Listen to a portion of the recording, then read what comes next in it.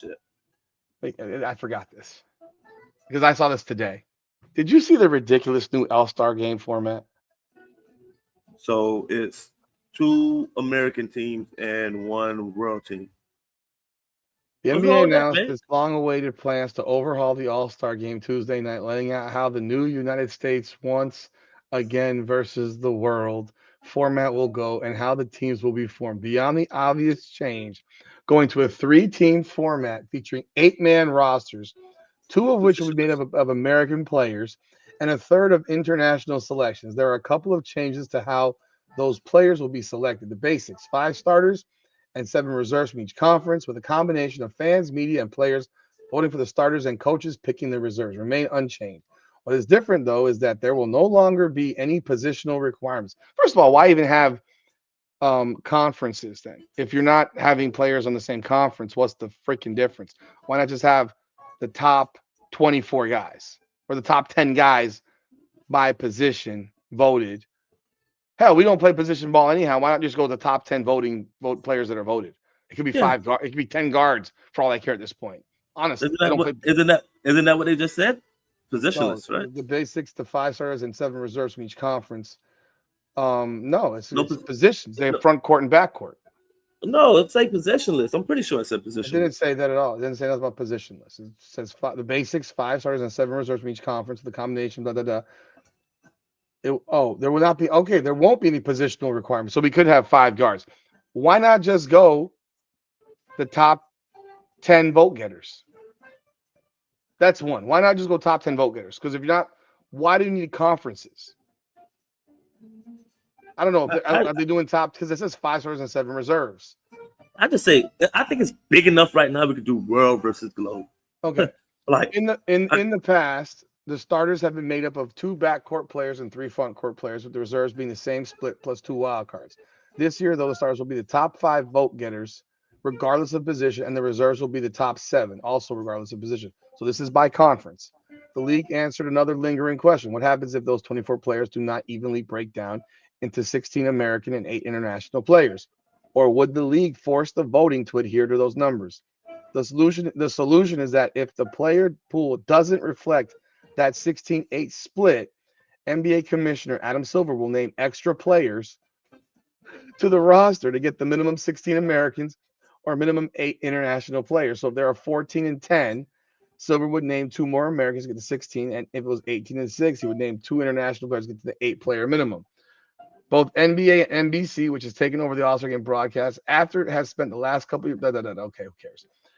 Part of the appeal of the international format for NBC's purposes is the All Star weekend is being built into network's coverage of the Winter Olympic Games in February. Nobody watches the Winter Olympics. I do, but I'm not normal.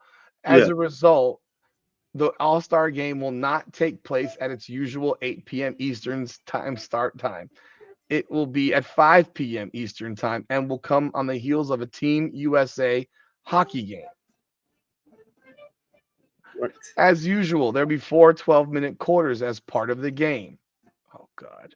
Although those quarters will be played in a far different manner than usual. The first three quarters will be made up of round robin play featuring the three teams, allowing each of them to play twice. So the first quarter against, so A versus B, A Mm-hmm. versus C, and then C versus B. The fourth quarter will then be the game featuring the two best teams after the round robin action. Remember how the points records were set? You can't ever break records anymore. The records are gone. And if all three teams have 1-1 records, the two with the best point differentials will. This is AAU basketball by quarter. Just, just all you have to do is 12 Americans, 12 global players, and then because if the Americans get their ass smacked, guess what? They're gonna play hard, and nobody wants to get embarrassed. And once you start calling it like, you almost make it like Team USA versus like, but the world gets all the top players on one team, and now it's a little bit more because now you got Joker on the same team as Giannis. Giannis is the same team as I don't know what team MB want to be a part of if he could play. He can't play. He ain't even playing. You got Shea Gilgis on on the world, unless you want to say, No, he's a Canadian. unless you want to call North America. No, It's no. one. Okay, USA then. is All one right. country. USA is one, and then now you got LeBron. You got shit. Damn, they got Luka over there too. Shit. You got all these. You got LeBron. You got Brunson. You got Jaylen Brown. Bam Adebayo got to be a big. But I think that way makes it a little bit more. It makes it better. I think that's what people wanted, and they listened to anything else but what the people asked for. It's like somebody made a post like, all Americans are asking for is like, how can y'all help us with like active politicians? How y'all can help us with like the housing crisis and things of that nature? And y'all tell us about some damn LGBTQ stuff like that. Like, I don't care who you love. Fix stuff for everybody and the Americans that need housing and shit like that. The important issues that everybody care for. Listen. That's it. Just listen to us. I hate it. I hate it. I hate everything about it. Are they going to all of a sudden start playing hard? No. I don't think that format does. No. I think if you split it up, like I said, I don't think they play hard unless they decide they want to play hard. Like, I watched a clip the other day, and it came up on my phone. Don't know why, but it did. Kobe Bryant telling LeBron James in the All-Star game, "You're not going to score on me." And then watching Kobe literally lock his fucking ass down all the way up and down the court and not budge an inch. Outweighed by 60 pounds, giving up 3 inches. You ain't going to get by me, bro. I'm going to make your life miserable. And whatever how many possessions it was. And it's like, I was never a Kobe fan. And I was never I was never a Jordan fan. I was never a Kobe fan. Never been a LeBron fan. But the level of respect of the intensity of Kobe Bryant, that is where LeBron James to me fucking fails.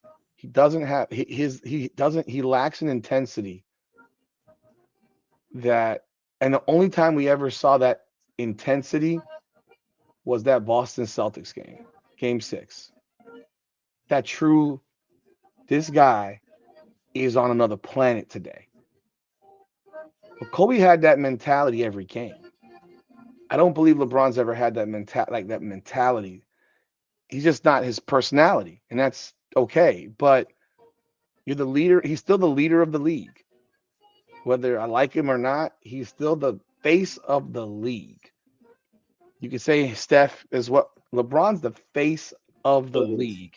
Yeah. They literally made him the MVP of the Olympics because of that, even though we all know that Steph was the MVP of those 2 important games. But it's the whole. He was the MVP. He was the MVP. Like it's like the fuck job that Steph got with Andre Iguodala, the fuck job on the second finals with Kevin Durant. It's like they little brothered Steph again. But again, he's the face of the league. Yeah. And he doesn't bring an intensity where he walks in that locker room and says to everybody in this shit, play this shit like it's your last game. Because the fans experience, and no, they did not play 100 miles an hour, balls to the wall, every possession in the 90s, in the All-Star games, or even the early 2000s. But these 200 to 190 scores, the literally moving out of the way to throw the ball off the backboard to dunk it, guys shooting a 3 from 55 feet away, like that shit is that shit's not ball. And I mean, you don't even like that crap. I'm not watching this crap. That's what Saturday night is for. Yes, that's the dunk contest. That's what Saturday night is for, Rudy. When I grew up as a kid, and I hate to be one of them people that when I grew up as a kid, I hate to be one of those people. But I look forward to the All-Star game of the best players competing against each other. You don't get that. You don't get to see that. You have that happening in the off season, and they play harder in the off season than they do when people are paying $1,000 to see these players play against each other and to actually compete a little bit. We had that one moment like a couple years ago when they changed the format, and I think LeBron hit like the game winner. Somebody, it was when they went. It was when they went to. They went to the Elam ending, but for 3 quarters they didn't play hard at all. Nobody played hard. But the fourth quarter, AD hit that game right there. That was like one of the few ones. But you look for moments like that, like Michael Jordan going against. I don't even know who was good. Clyde Drexler and those moments, Reggie. That's what we look forward to because we don't know if we're gonna get that in the finals. The only time we'll get the East versus West of those players actually meeting up against each other, we don't know if we're gonna get that. So there's one day that we ask y'all to actually play at 75%, 80%, 80%, or kick it up around second, third quarter a little bit. Like we had those moments where we had Marbury and Iverson, KG and Duncan and Dirk going at each other. And we don't get that now. We just gotta hope for the playoffs for y'all to go up that notch when y'all playing the elite basketball. And that's just not enough, man. Like you get paid too much money to not have. And I know we're gonna say injuries. Come on now. We're not. How do people typically get hurt? When you half-ass. When you don't play hard. Like you can't walk out onto a hockey ring and just show up. You'll be put through the wall. Hell, last year, I mean, this is a bad example, obviously, but Matthew Tkachuk tore his groin in the All-Star game and missed the next 2 months, 2.5 months. Got back in time for the playoffs, but he missed 2 months. He said that game, USA versus Canada, meant more to him than Game 7 of the Stanley Cup Finals that he had just won. And I'm not saying this should mean more because this is shit. Mm-hmm. But it should mean something. The personal pride. Like you took, like when you were in high school and you played somebody in one-on-one basketball. I'm not saying you ever played him in one-on-one. Maybe you did just because you wanted to do the best you could. But if you fucking played against Zach Peacock in one-on-one basketball, you threw your elbow into his ass cheek. You fucking elbowed him in the ribs. You fouled the fuck out of him. Like, motherfucker, you're not gonna skunk me. I mean, he maybe did, but you're not. You're not gonna do it easily. Rudy, to be real, Peacock came. I think this probably like right when I was like fringe NFL player, whatever, whatnot. Mm-hmm. And Peacock came in town, and we was at Pembroke Pines, 24-hour fitness. You're adults. And we're playing 3 dribbles. And we are going the fuck at it. And we're adults. We're 24, 25, 26 at that time. And then, at that point, he's bigger than me, but he's 6'7", people, by the way. I'm in the NFL, so I think I'm strong, so I can hold my ground a little bit. I'm not 145. I'm not 145 anymore in high school. Yeah, I'm 190, 195, and I can bitch, and I'm strong as hell. I play football. But we went at it, Rudy, we were like, Peacock thought him sharp elbow. He caught me with one that I'm like, hey. But pride. My pride and his pride. Nick, I ain't gonna let no 5'2" motherfucker beat me. And me, it's like, I don't give a fuck who you are. We're going to war because I want to win. I want to win. I like winning. I don't like losing. I don't care how much better you are. I know you're better than me, but my pride is in my mind is in the delusion of saying I can take you.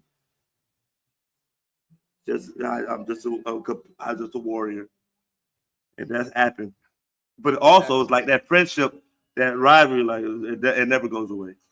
But and the crazy thing is, I remember playing friends of mine, and I mean, fouling the absolute fuck out of them, and you might almost get into a fight.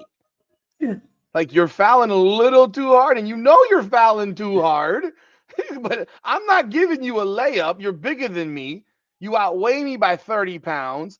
you're 3 inches taller. Like, you're better than me, honestly. And I'm not going to just give it away. I'm not giving it away. And especially because there was one guy was a guy I was better than, but then he grew. And I was like, man, fuck. God I would damn. mutt his ass when we were younger. And then he grew. And he was always hooping all the time. Like, I play baseball. He's always hooping. It's like, yeah, man, fuck. This is fucking hard. There's this one dude that was in high school where the way he shot the ball, and he was only like probably 2 inches taller, but he was fucking wide as hell. He was an offensive lineman. But the way he shot the ball, like he shot the ball up here. The Larry Bird. Like, and even more. It was like his arms were like straight, and it was like almost just a flick of his wrist. You could get a There shot wasn't off nothing I could do. I couldn't, like, you know how you defend it? You put your hand right here, and even that don't mean shit. It like didn't mean nothing. He didn't miss.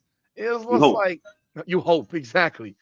But when they watch these guys, and I'm growing up, and I want to watch these guys have pride in what they're doing. Driving kick basketball or just kick out for threes or shoot 75, 85 threes.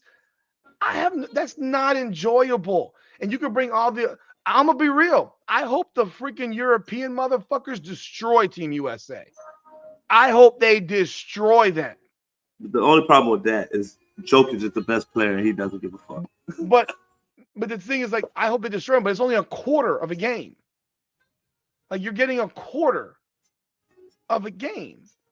And I'm sitting here like, what's the point? You're not even playing a real game. Like, if you're going to do this, yeah, go 12 on 12. We're breaking it up into quarters. Like, when they did that last year, I was like, this is the dumbest shit I've ever seen. I didn't even watch it. It was like this pointless.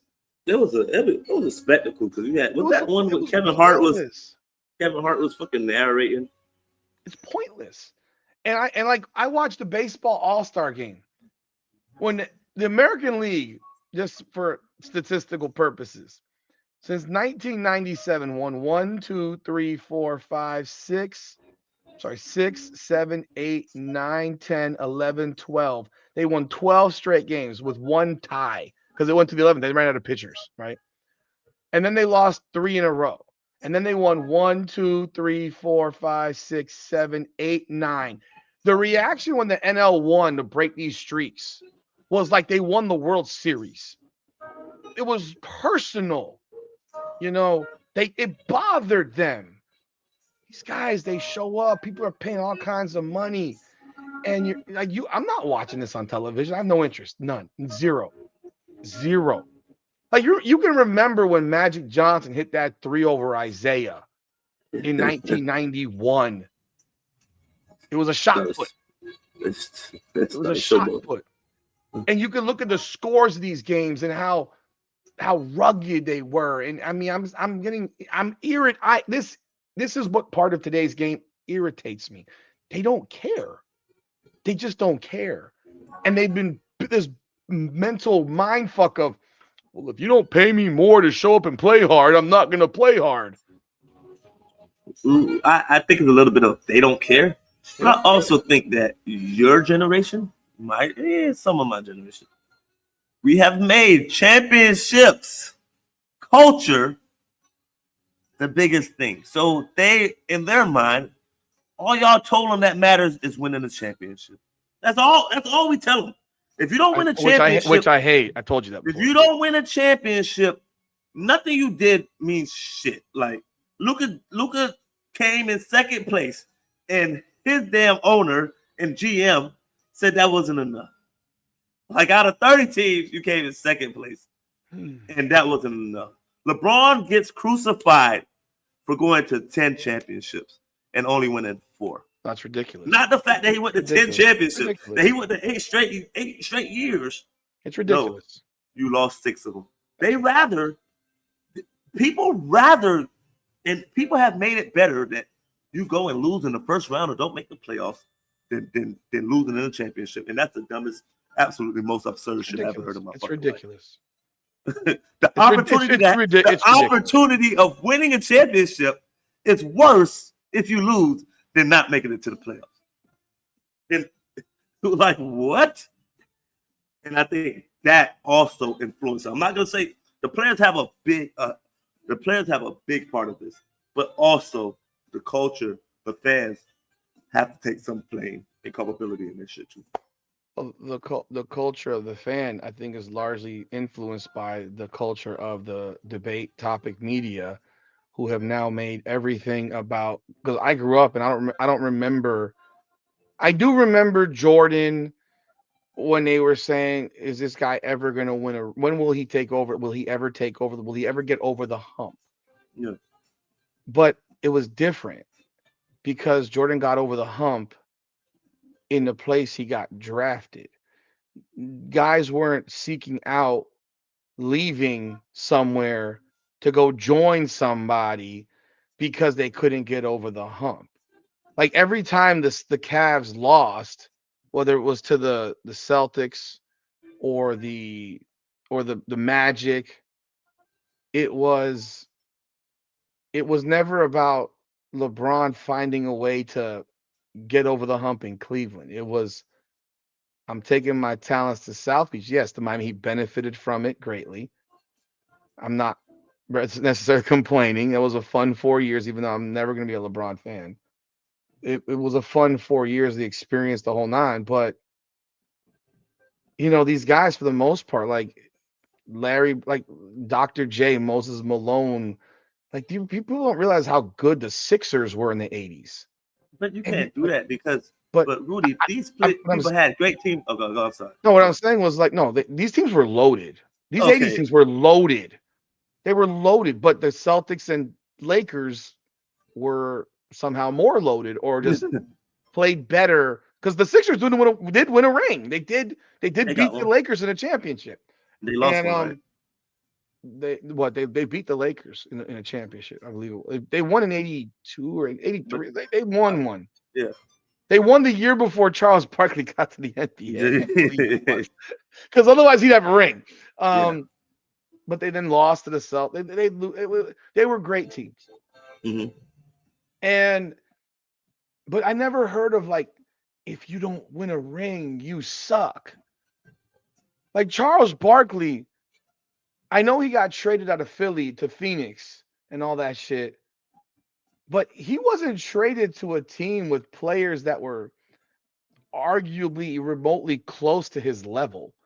He was traded to be the best player on that team. They had some good guys, but are we comparing Kevin Johnson and Mark Chambers to Chris Bosh and Dwayne Wade? And did we force our way out? There were problems at the end. But you never heard problems from LeBron in Cleveland. It was all of a sudden, man, I can't beat the Celtics. I can't beat the Magic, and nobody wants to come to Cleveland. Yeah, well, maybe if Cleveland does a better job drafting, like maybe they do a better job drafting. So why should LeBron have to withstand and stick with that shit? Kevin Durant should be ashamed of himself. Durant situation. Durant did the most bitch acid shit in the history of the NBA. The most bitch acidness shit in the history of the NBA. He was on a team that had a series lead over the freaking Golden State Warriors and lost, and then he quit and joined the other team. He didn't quit. If you're saying because he left the team, he left. He quit. He was a free agent. They didn't quit. I can't quit something. I don't have a job. I'm not on your team. I don't quit. I don't play for your team. He didn't have a job. He didn't have a job.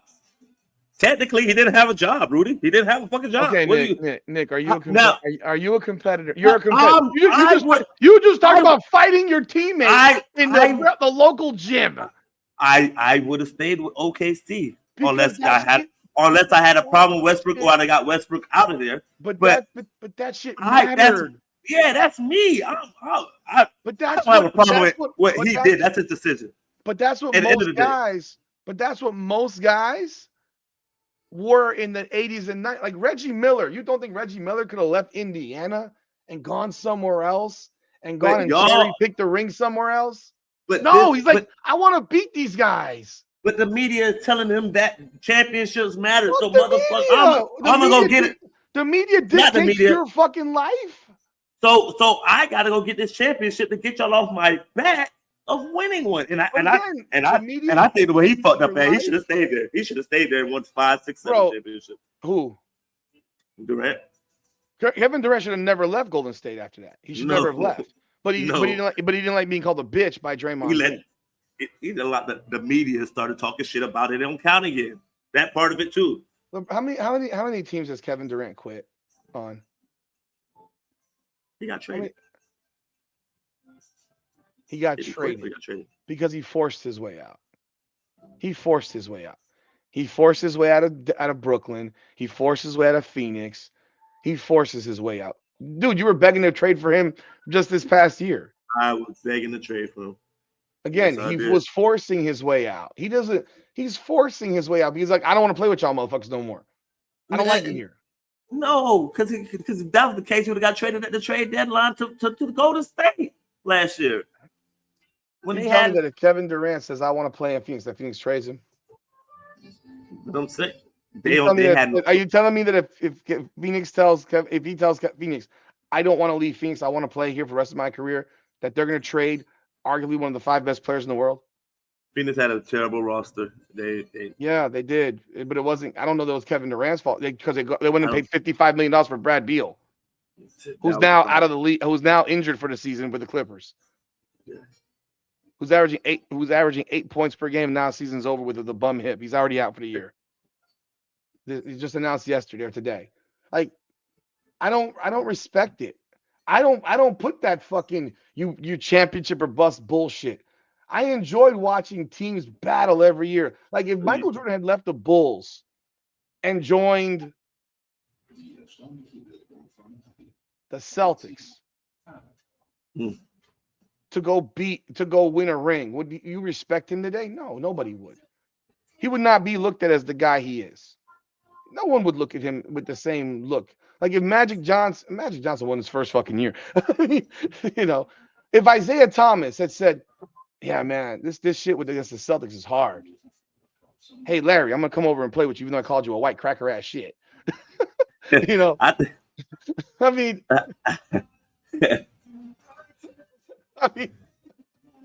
I want to play with you, Larry. If Reggie Miller picks up and says, like, I wanted Reggie Miller to win so badly that year against the Lakers because of everything he'd been through and like the loyalty the guy had and all that shit.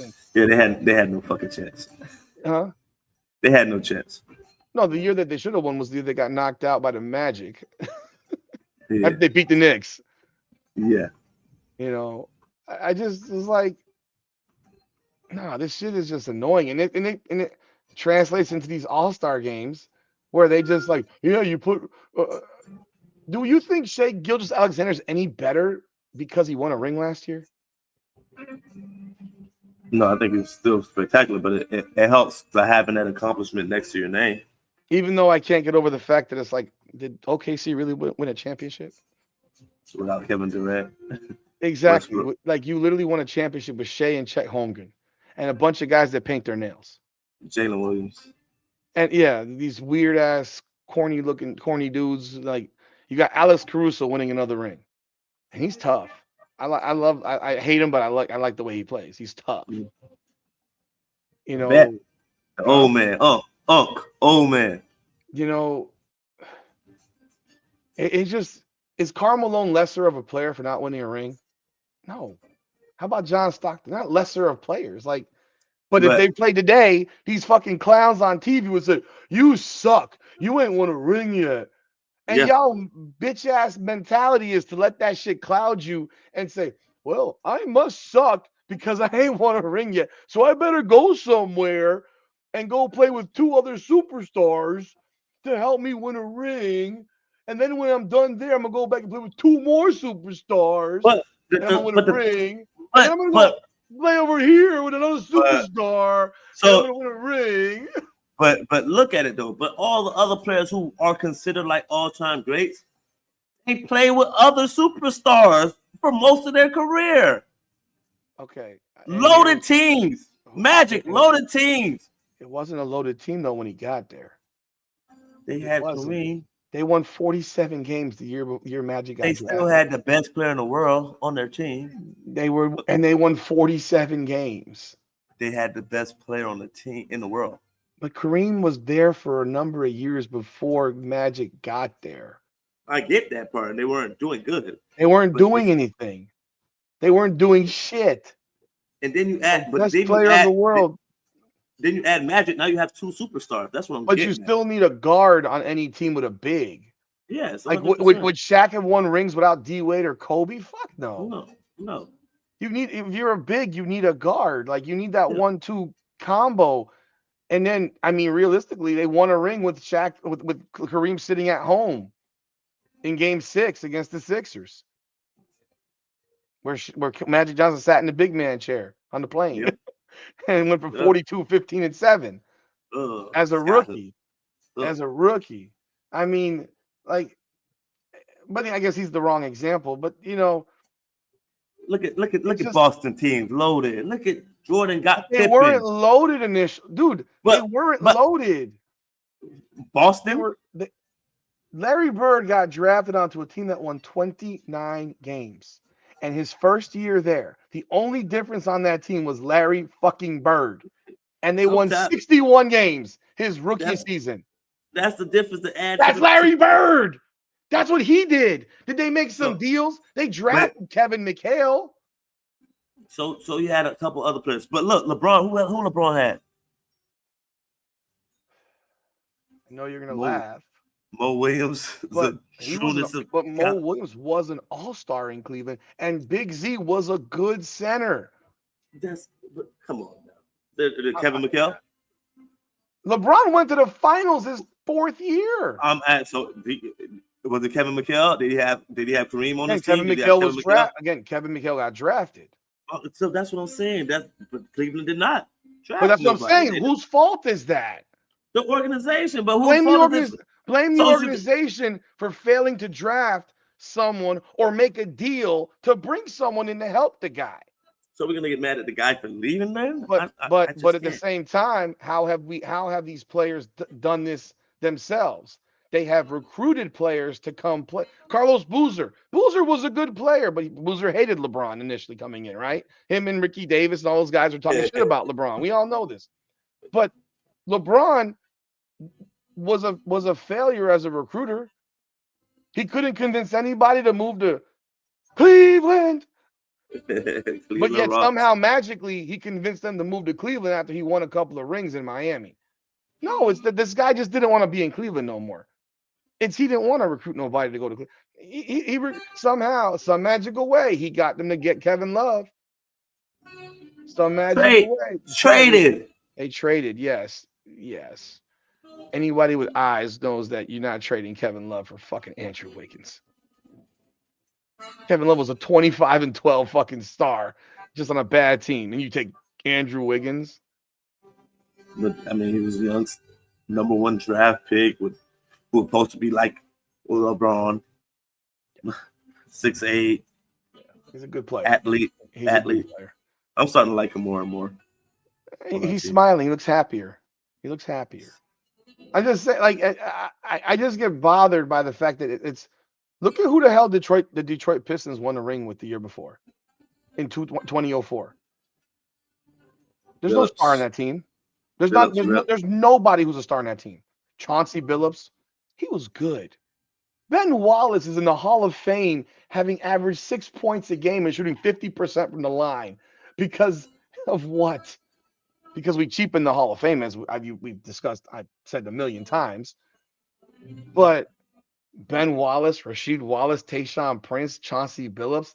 I mean, that was a great team. There were no stars on that group. It proves you can win without having superstars. So that means, but it proved it though. Cohesiveness, they had five good players, and they caught the Lakers in the right year. Yeah, that also happens because they brought in Karl Malone and Gary Payton, and Shaq and Kobe hated each other. And Karl Malone was trying to sleep with Kobe's wife. What a sleaze bag, even the year after. The only reason the Spurs beat the Pistons was because of Big Shot Bob. Karl Malone's a sleaze bag. Oh, he's a scumbag. He's still a great player, but he's a scumbag. Oh I my mean, God. the only reason the Pistons lost the year after was because Robert Horry hit that corner three to win Yeah. that game that changed the series Against against the Pistons. Spurs. Yeah, when The it was the Spurs. Spurs. But hell, that was the year that Dwayne Wade got hurt in the fucking Eastern Conference Finals. We should have been in that goddamn Man. thing, man. It was up 3-2. Yeah, I mean, he hurt his thigh and then couldn't play in Game 6. His thigh was shot. He couldn't jump, couldn't go. He was fucked up. Shaq throwing in the corner of the room. Shaq was a bitch. That was where are you, Shaq? Lead us to a lead us to a ring. Can't do it, bro. You needed Dwayne Wade to carry your ass. You needed that guard to carry you there. You ain't the same dude from the Lakers. Man was out there with Rafer Alston. What? He was what? Out there with Rafer Alston. Hey man, skip to my loot. I mean, they said he was great. Skip was solid. This all goes back to the All-Star game. I won't watch it. This is another stupid format, and I don't give a fuck because this isn't gonna make none of these fuckers play harder. They're still gonna do the same shit, and like, who fucking cares? Who fucking cares? Adam Silver is the worst commissioner in sports, and that's pretty bad when you have Robert Manfred in fucking in Major League Baseball, who's been horrendous. Kathy Engelberg. Oh, that's Adam Silver. That's Adam Silver. She's not. Shut up. Well, yeah. All right. That's it, man. I just wanted to get your thoughts on this shit. Yeah, that was 50 minutes. It actually did like 45 minutes. Yeah. I remember I saw it like, oh fuck, I missed it. Yeah. That one is a topic. I just don't like it. I just don't. But again, it goes to the NBA. I don't like the NBA anymore. It's just not a fun league to watch for me. But I love it. I mean, no, you don't. No, you don't. You're lying. You love it. You love it. So what other games have you watched this season besides the Miami Heat? Yeah, I watched every Miami Heat game. That's it. I have caught. No, I caught Boston, Philly for a quarter the other day. I caught a quarter. Yeah, I'm 100% invested in the Heat. I watch probably every game. I'm gonna go back and watch the second half. I don't know why I'm gonna torture myself. I think I'm gonna just piss myself off. No, I ain't wasting my time. I ain't even doing a video on that shit. I can't do it. Jalen Brunson turns his ankle. Seen exiting MSG on crutches. Wow. Wow. The Thunder won 121-92. Yeah. But anyhow, thanks Lester for jumping on board. Thanks Jose and whoever else, Ben and so forth, who jumped on board tonight. Duke, whoever, Van Lee, appreciate y'all. We will do this every Wednesday, like I said, 9 p.m. So let's get people in this building, man. We appreciate y'all and we thank y'all. That's it for tonight, man. Nick Taylor, I'm Rudy Rodriguez Showmont. This is Come On Now, the podcast. This is the big show. Facts over feelings. Come on now.